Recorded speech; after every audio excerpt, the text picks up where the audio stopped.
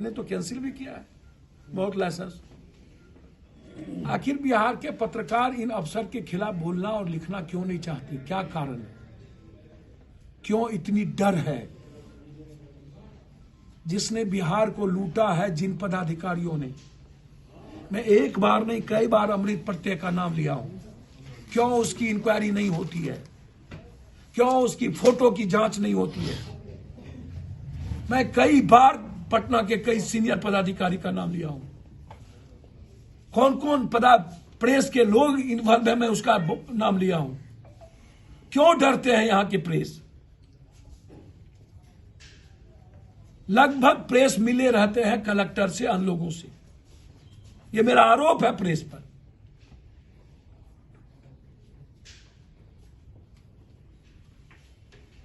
मैं इस कटिहार के कलेक्टर के औरंगाबाद की पूरी जांच लिखा हूं भारत सरकार।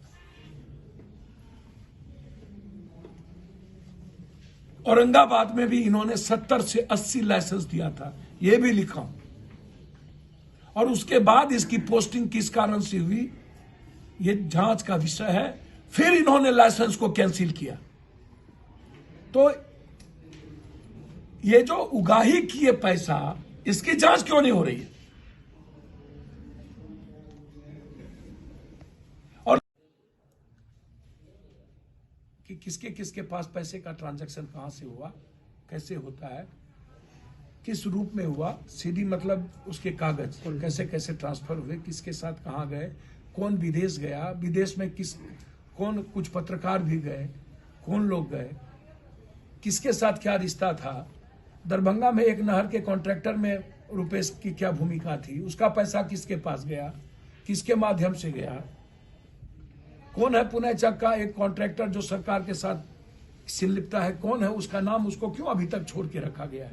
ये मेरा सीधा सवाल है। कौन चलाता है? कौन है जदयू का नेता जो चलाता है ठेका? पता। आप 3 जदयू के नेता को आपने छोड़ दिया। क्या उसके पीछे एक बड़ा नेता का हाथ है? कई पदाधिकारी है उसमें।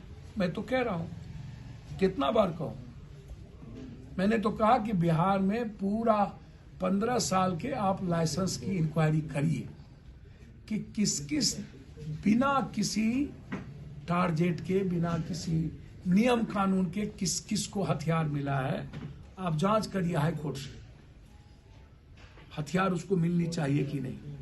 आपने 2.5 लाख, 3 लाख, 4 लाख, 5 लाख पर आपने राइफल, रिवॉल्वर, बंदूक का हथियार दिया है। मैं आपसे मांग करता हूं, आप क्यों नहीं करते? आप दबंग को दे दिया, अपराधी को दे दिया, माफिया को दे दिया, एक जिले से दूसरे। आखिर कोरोना 1.5 महीने के बाद कह रहे हैं कि उसने मारा। आप ये नहीं कह रहे कि मोटिव क्या है, कौन है इसके पीछे? कौन है पुणे चक का ठेकेदार जिसको आप बुला करके छोड़ दिए? कौन है सत्यम जिसको बुला करके छोड़ दिए? कौन है पार्किंग का ठेकेदार जिसको आप नाम लेकर के छोड़ दिए? आप कभी कहते हैं, साफ शब्दों में डीजी ने कहा 2 कारणों से मर्डर हुई। पहला मर्डर हुआ, कह रहा है कि या तो पार्किंग है या तो ठेकेदार है। तो जब ठेकेदार और पार्किंग, आप प्रेस कॉन्फ्रेंस करके डीजी कह रही है मर्डर का मोटिव है, और मोटिव के साथ साथ शूटर है, तो फिर पहला आदमी क्या एक सिर्फ बदला लेने के लिए 6 गोली लगातार उसकी उंगली क्या मार देना है रुपेश को? यही हमको मारा था।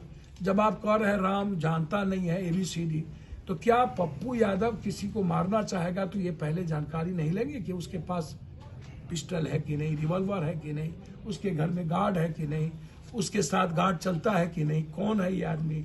4 बार हमने अटेम्प्ट लिया पहले मारने का, तो क्या हमने जानकारी नहीं ली जिसको मार रहे हैं कि वो कौन है? बस हम काली गाड़ी देख करके 4 बार अटेम्प्ट ले लिए। और कोई अपराधी 4 घंटा एक दुकान पर बैठा रह गया, क्यों बैठा रह गया? तो काली गाड़ी वाली आएगी, उसको हमको ठोक देना है। बाहरे सरकार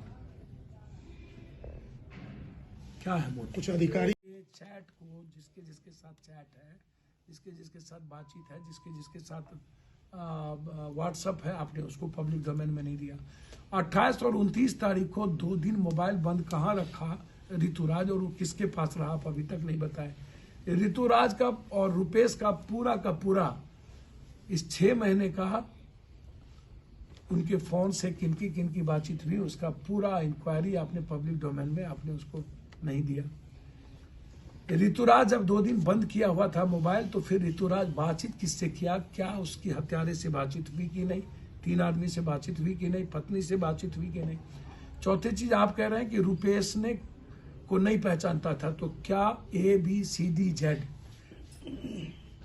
मैं बार बार कहता हूं कि ये पता कैसे चला कि रुपेश 2 दिन पहले गोवा, 5 दिन पहले पत्नी के साथ गोवा गया था और गोवा से लौट गया है, इसलिए हम उस इलाके में मंडरा रहे थे और हमें शूट कर देना था।